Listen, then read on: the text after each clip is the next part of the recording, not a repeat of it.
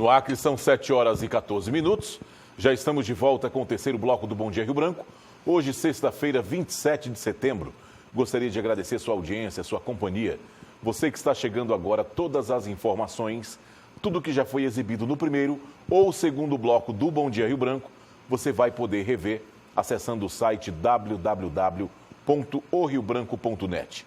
Conforme eu anunciei antes do intervalo comercial, eu recebo aqui nos estúdios do Bom Dia Rio Branco o senador Márcio Bittar, do MDB. Senador Márcio Bittar, bom dia. Seja bem-vindo mais uma vez ao Bom Dia Rio Branco. Bom dia, Tião. Bom dia às pessoas que nos prestigiam com a sua audiência. Hoje é 27, há 10 dias, a Márcia fez aniversário.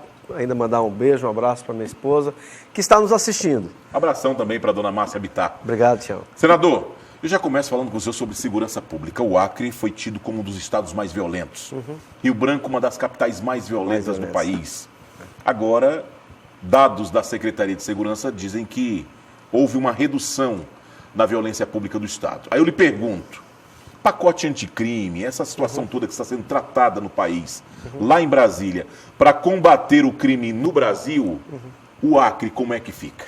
Tião, é uma preocupação nacional e, infelizmente, neste assunto, o que pensa a população brasileira e o que pensa o Congresso Nacional, há uma diferença imensa.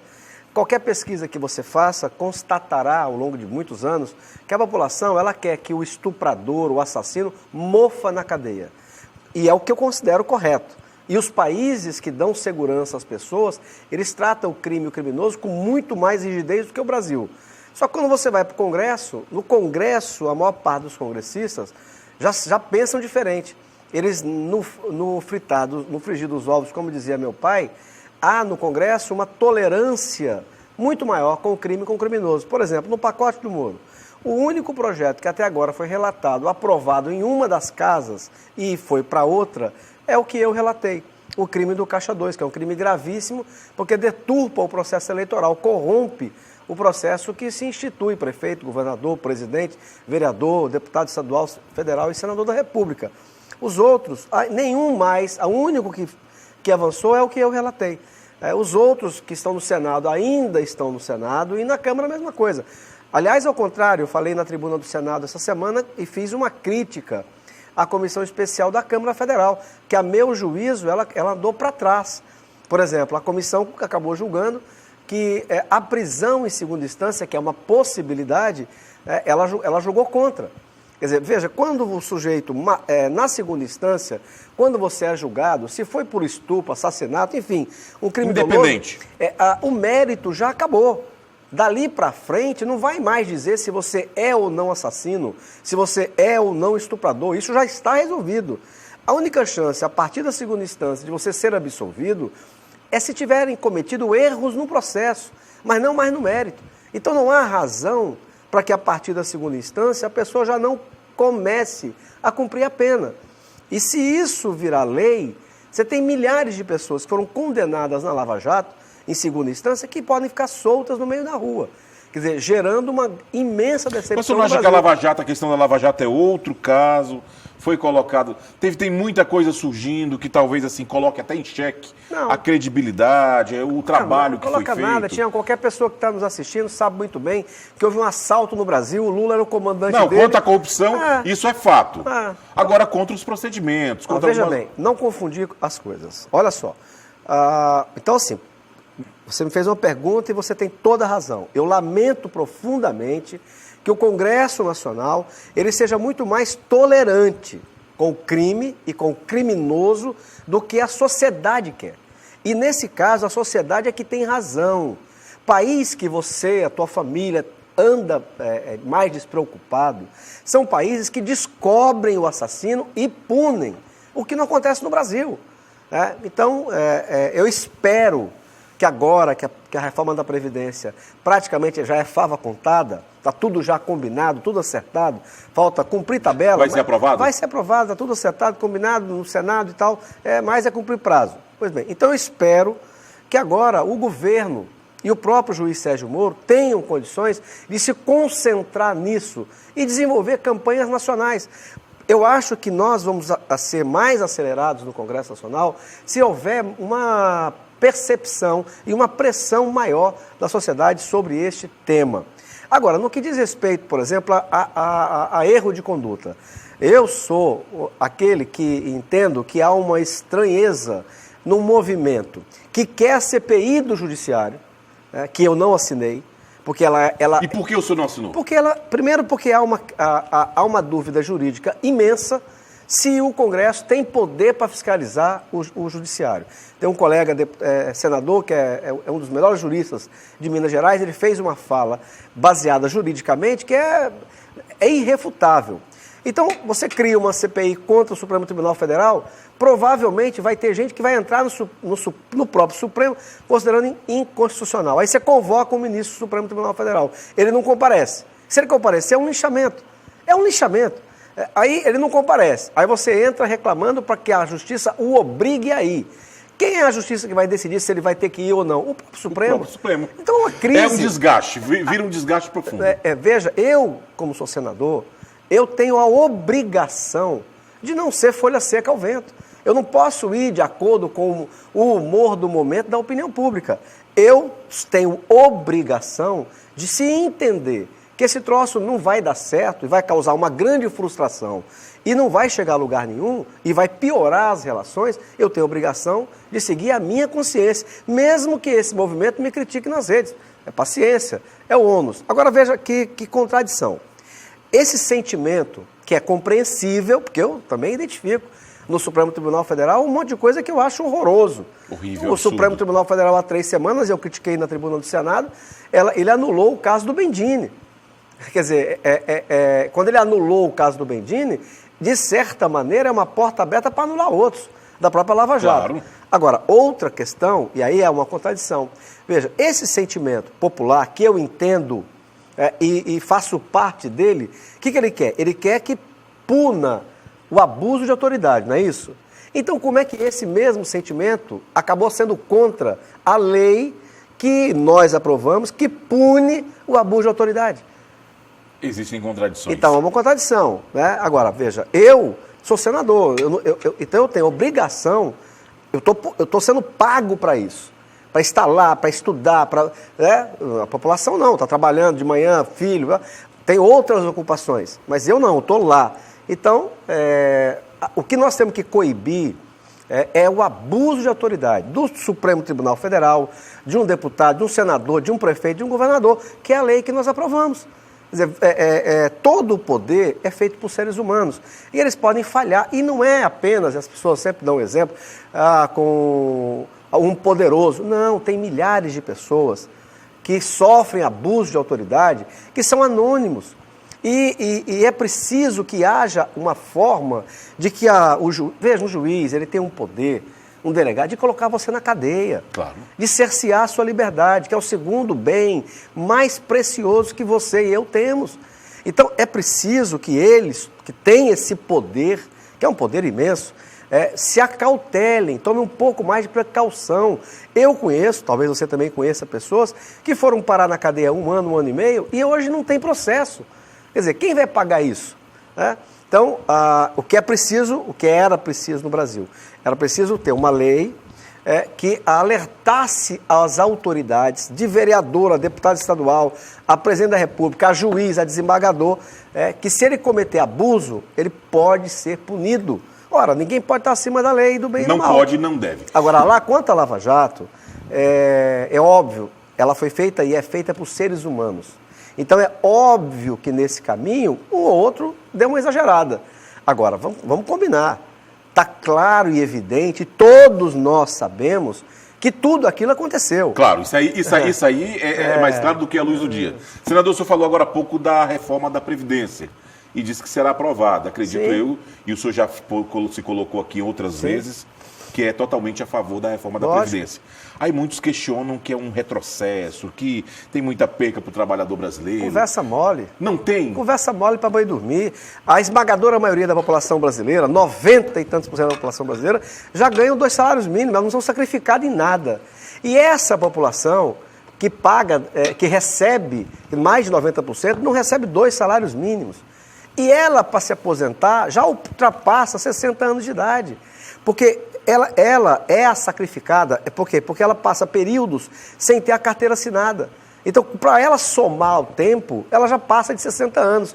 Então, para preservar essa capacidade e até poder melhorar para essa turma, você tem que tirar privilégio. Rapaz, é lógico. Ó, tu tem uma irmã, como eu tenho. Aí ela se aposenta com 50 anos. Ela é minha irmã. Lógico, eu fico feliz por ela. Mas é preciso que haja uma compreensão que isso tem que acabar no Brasil. Eu acabei de encontrar uma amiga de anos, trabalhou 25 anos na educação, se aposentou aos 50. Ela contribuiu por 11% do salário, vai receber 100. Quem que está pagando isso? O trabalhador que ganha um salário mínimo, 2, 3, a base da pirâmide. Então, o que nós estamos fazendo, diferentemente do que dizem certas castas... E quando o senhor fala o que dizem certas castas, dizem que o trabalhador brasileiro vai morrer e não vai se aposentar. Conversa mole para boi dormir. O que nós estamos fazendo é combater privilégios. Você tem pessoas... O serviço público brasileiro, no poder legislativo, está se aposentando com a média salarial de R$28 mil. Quer dizer, você dá muito para uma categoria que se aposenta cedo. Para a grande maioria. Colega. Outra reforma que também vai causar muito alvoroço, muita discussão no Senado é a reforma tributária, que também é fundamental para o desenvolvimento, acredito assim, do país. O senhor é a favor? Sou a favor. O Bolsonaro, ele assinou com outros presidentes, né, o acordo do Mercosul com a União Europeia. Isso é um baita de um acordo de livre comércio. É um acordo muito vantajoso para o Brasil. Mas... Em que ponto? Porque você abre um comércio imenso. A Europa ainda é hoje o maior consumidor do mundo. Claro, isso é fato. São muito ricos, né? Aliás, eles deviam, se eles quisessem falar sério, porque eles não falam sério sobre o meio ambiente. Eles são falsos, mentirosos, e eu queria ter o poder de chegar para eles e dizer o seguinte, que eu vou dizer para você agora. Se querem falar sério sobre o meio ambiente, tá bom, então abaixa o padrão de consumo de vocês. Porque a parte da população que consome um absurdo, não somos nós, são eles. Você já viu alguma campanha lá na Europa para eles diminuírem o padrão de consumo deles? Para sobrar um pouco para nós? Não. Então eles estão no topo da cadeia alimentar, no topo do topo. E preferem querem que a gente continue servindo de base, para ser bem... E põe o pé na escada que não quer que a gente suba. O que eles fizeram, não querem que a gente faça. Você pega um país como a Noruega, tem a cara de pau, tem 74 mil dólares de PIB per capita, um dos países mais ricos do mundo, baseado em petróleo e gás, e banca campanha no Brasil, aliciando brasileiros apátridas, que fazem um crime, a meu juízo, de lesa pátria, para que nós brasileiros não exploremos aquilo que eles exploram. Eles pagam a ONG no Brasil para fazer campanha na Amazônia para proibir que a gente mexa com petróleo e gás. Caso lá do Juruá. Nós temos lá um petróleo e gás descoberto, eles entraram na Justiça, o Ministério Público... Para que não fosse explorado. Quer dizer, então, mas enfim, abre o mercado, porque eles precisam comer. E eles não produzem a comida que comem. Então tem que comprar. E nós produzimos uma comida muito mais barata do que os Estados Unidos. Só que, ao mesmo tempo, abre o nosso mercado também. Então, as nossas empresas, que têm um peso de carga tributária, de burocracia muito grande, precisam ser aliviadas. Porque naquilo que eles concorrem dentro do nosso mercado, nós precisamos dar às nossas empresas a menor carga tributária e mais agilidade que eles, europeus, as empresas deles, já têm, para proteger a nossa indústria. Portanto, precisa fazer uma reforma tributária urgente, que diminua a burocracia, que custa dinheiro. O que o senhor destaca de primordial na reforma tributária? Abaixar a carga tributária e a burocracia. Isso resolve. E aí você aposta que é a agilidade. Quer dizer, você ganhar menos, o governo sugar menos de uma empresa e mais na escala. Se a economia cresce, ele ganha na escala. Tem que fazer, porque, repito, a empresa que está na Europa, a carga tributária é menor. A burocracia, o que ela gasta com burocracia é muito menor. Então, a empresa similar no Brasil gasta muito mais. Ora, nós vamos ter o mercado deles, mas eles também vão ter o nosso mercado. Então, quando eles vierem aqui dentro concorrer com o nosso empresário, Se nós não abaixarmos a carga do nosso empresário, não dermos mais ou menos o mesmo nível que a Europa tem, a nossa empresa vai sofrer com isso. Então é urgente fazer a reforma tributária. Senador, qual a maior preocupação hoje, no seu ponto de vista, das questões que acontecem no país? É segurança? É meio ambiente? É o quê? O que causa mais preocupação? É um pacote, as coisas estão interligadas, né? Na questão do meio ambiente, eu considero que o homem, há um esforço muito grande em assuntos que ele não resolve. Por exemplo, o Congresso tem uma comissão permanente de mudanças climáticas. O Zequinha, que é o presidente, me dou muito bem com ele, gente boa pra caramba. Aí eu falei com ele esses dias atrás e disse, Zequinha, se o Congresso tem uma comissão permanente para estudar as razões das mudanças climáticas, a primeira pessoa que vai ter que conversar é com Deus. Quem é que faz as mudanças climáticas do planeta, Tião? Não é Deus. Quem que resolveu que o deserto... Mas eles questionam que o homem intervém... Peraí, vamos chegar lá. Não confunda. Uma coisa são as mudanças climáticas do planeta, que afetaram o planeta inteiro. Quem que fez isso? O deserto do Saara, que é maior do que o Brasil, era mar. Quem que resolveu que ele ia ser deserto? Foi você? Fui eu? Isso há 20 mil anos atrás? Nós tínhamos apenas um pacote de terra. As placas tectônicas do planeta fizeram um movimento tão brusco que dividiu e criou os continentes. Quem fez isso? Eu e você? Eu fui agora no Peru, agora em julho, terminar uma viagem. Fui de novo ao Lago Titicaca, mostrar para a Márcia, para minha filha. Ali era água salgada. Por que virou doce? O meteoro que caiu na Terra... Eles falam de fenômenos, senador. Eles falam daquilo que não sabem. A ONU é um organismo, como disse o Bolsonaro, é um organismo que está na mão da esquerda. Acabaram de soltar agora uma nota à ONU, dizendo que os direitos humanos reconhecem avanço na Venezuela.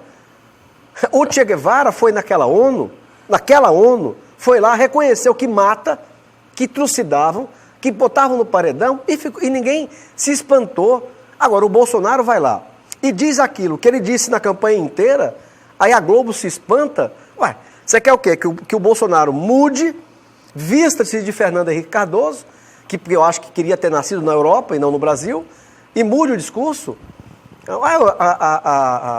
É preciso que a gente faça uma diferença. O homem não tem poder de afetar a mudança planetária. Agora, o que o homem muda é o microclima. Então, vamos lá. Por exemplo, fogo, fumaça, é um problema causado mais pelo homem, mais... Não e que foi muito debatido lá no Congresso, a questão das queimadas na Amazônia. Mas há, Tião, nesses temas, uma hipocrisia que esconde interesses estrangeiros. Por exemplo, Brasília, capital do Brasil. Lá, até anteontem, não tinha chovido ainda. Ontem e hoje começou a chover. Pois bem, a partir das 11 horas, para onde você olhasse em Brasília, você ia ver foco de queimada. Quer dizer, o Brasil não consegue evitar fogo, prever e evitar fogo, no Distrito Federal, na cara de todo mundo. Como é que evita aqui na Amazônia brasileira? É um problema grave? É. O homem tem que enfrentar? Tem. Agora, sabendo que não é simples de resolver. Se fosse simples de resolver, Tião, por que a França, que tem Paris, uma das cidades mais urbanas do planeta, como é que esse Macron, com os franceses, não conseguiram prever e evitar o fogo na Notre Dame, na cara deles, ali no centro da cidade? Como é que Portugal, que é um país europeu rico, diferente do que às vezes as piadas contam, mas é um país rico, como é que não conseguiram evitar fogo que matou 60 pessoas há 2 anos? Os Estados Unidos, país mais rico do mundo, qual é o estado mais rico deles? Califórnia. Como é que a Califórnia não evita a queimada? Tem até um filme agora muito bonito, baseado em história real, de bombeiros que morreram numa dessas queimadas que a gente vê aí ciclicamente. Eu até disse na tribuna do Senado que esse pessoal que se diz muito preocupado com o meio ambiente, que muitas vezes não plantou um pé de alface, que às vezes não agou a samambaia da sua casa, devia ir para a prática. Por exemplo, eu quero sugerir a esse pessoal, principalmente da Universidade Federal, que estão cursando faculdade paga por todos nós, inclusive por aqueles jovens que têm que trabalhar para ajudar a mãe e o pai, que não podem cursar a Universidade Federal, que só uma elite chega lá, que eles se preocupassem. Na prática, por que não faz uma ONG de voluntários? E aí, nos 2 meses do ano, se preparam para, numa rede, se ligar um com o outro e ajudar a apagar fogo.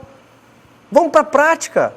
Mas aí você vai falar com essa turma que se diz preocupado com o meio ambiente. Não, o Estado é que tem que fazer. Amigo, Eu repito, o estado mais rico do planeta, que é os Estados Unidos, lá tem um estado, que é a Califórnia, que ele é sozinho o PIB do Brasil. Nem lá os bombeiros conseguem evitar o fogo.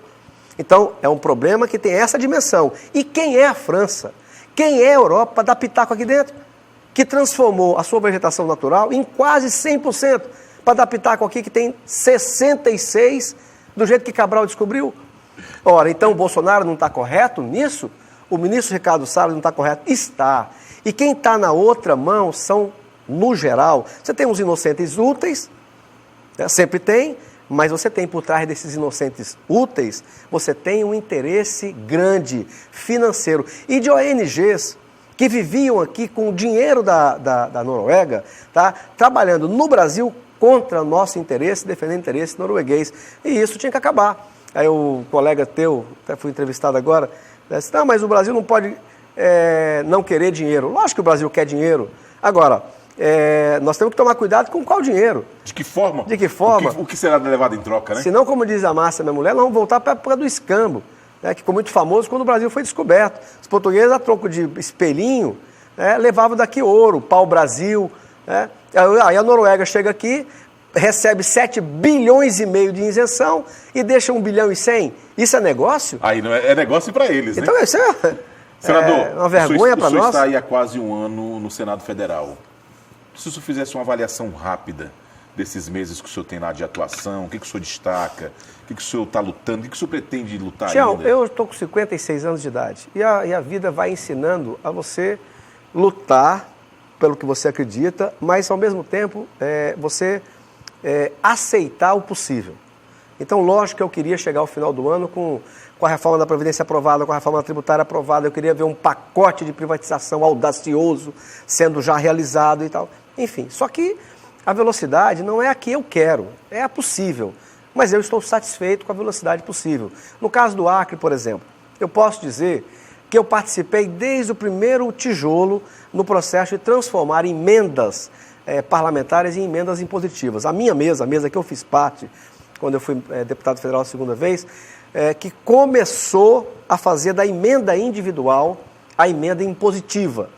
E depois a outra mesa acabou de terminar o serviço. Então, os 15 milhões que hoje um parlamentar tem direito, ele vai ser liberado.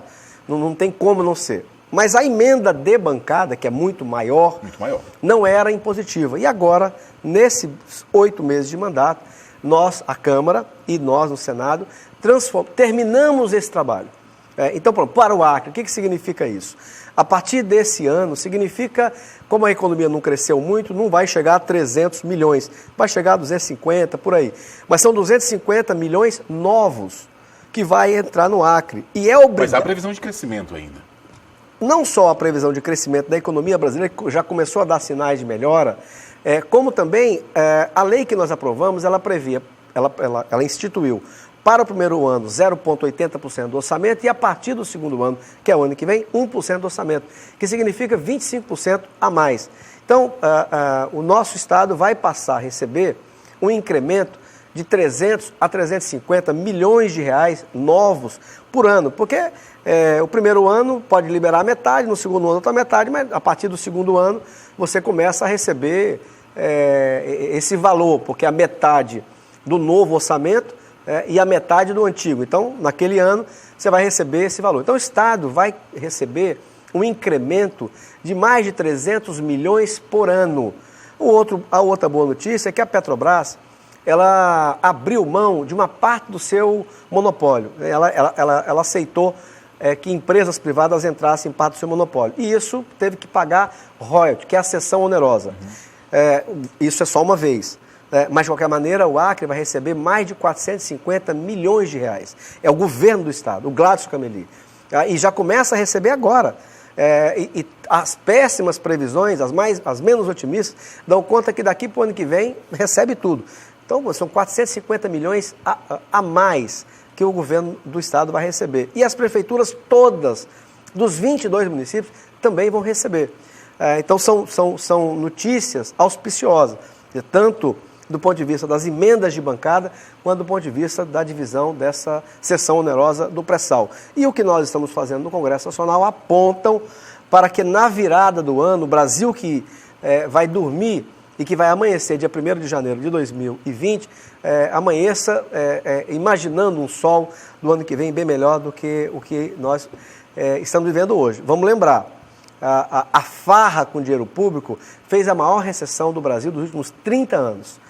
Então, esse ano é o ano que, vamos dizer assim, estabilizou a crise, o Brasil deixou de abaixar e deve chegar ao final do ano já com sinais de melhora. E o ano que vem, sim, pelo menos é para isso que nós estamos trabalhando, e a reforma da Previdência é uma das reformas fundamentais para que o país volte a crescer. Eu estou otimista.